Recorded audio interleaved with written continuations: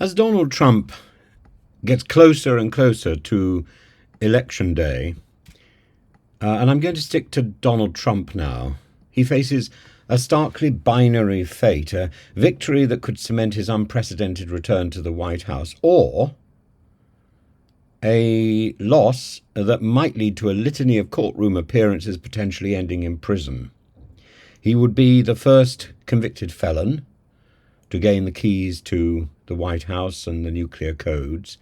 This election isn't merely a race for political power, but a bid to avoid the legal repercussions, as his extensive legal entanglements, from falsified records to alleged election interference to sexual indiscretion, loom ominously. Should he win, Trump would not only reclaim the presidency but also find himself, as I say, the first convicted felon with the authority of the highest office and access to the national security decisions. The implications of such a return are profound, with Trump likely to use executive powers to counter ongoing investigations, perhaps even dismissing key officials like Special Counsel Jack Smith.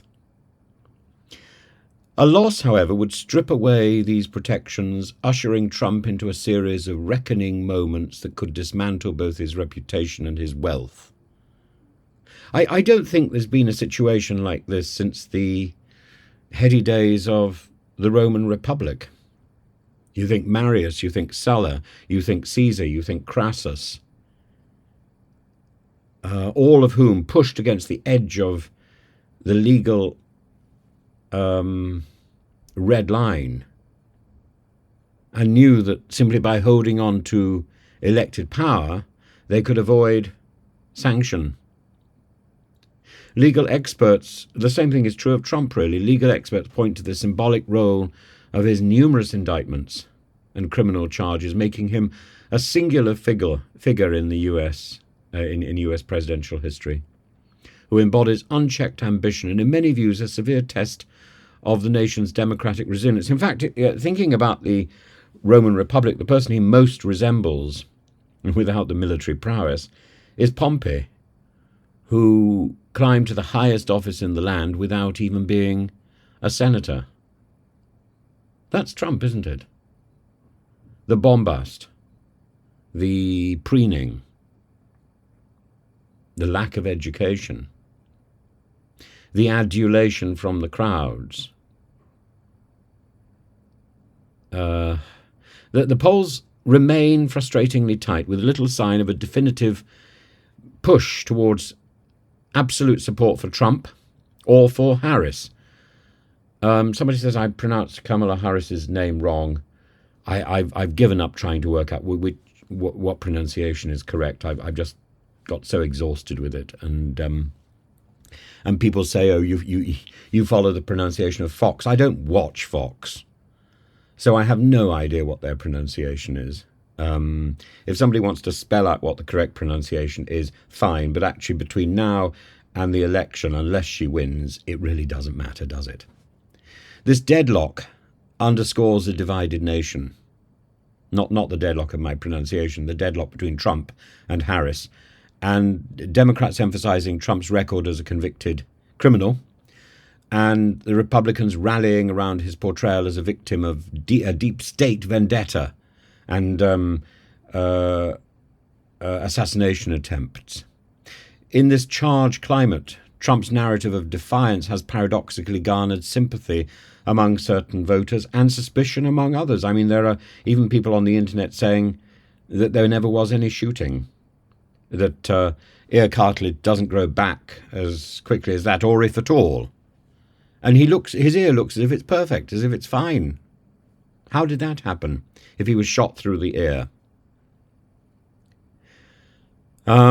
Trump's narrative of defiance has paradoxically garnered sympathy among some voters, potentially fueling his razor-thin advantage in some battleground states. Ultimately, Trump's campaign is emblematic of an era where scandal and accusations of misconduct no longer easily disqualify a candidate from high office. His ability to harness public sentiment and cast his legal troubles as evidence of political martyrdom signals a new phase of US politics. The outcome, no matter who prevails, will profoundly shape the nation's legal and democratic landscape, and Trump's legacy as either a comeback icon or as a cautionary tale of overreach and recklessness will shatter all records. What's extraordinary, though, frankly, is the parallels I see in the UK. The election of Badenock, a person who is a self-confessed individual who has told us all she has committed a crime, computer hacking. She has stood in front of the Speaker of the House of Commons and acted in defiance and then in sulk.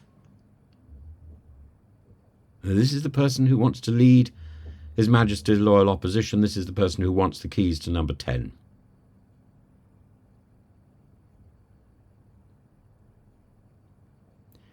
It's extraordinary. It's quite extraordinary. I don't think I've looked around and looked at a bunch of senior politicians in Britain, in America, who I feel more uncomfortable about.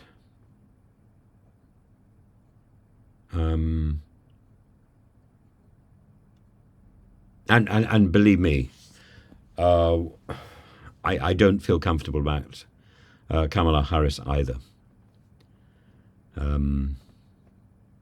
But I feel very uncomfortable about Trump. And I look across to Ukraine and I think that is where this is all going to play out.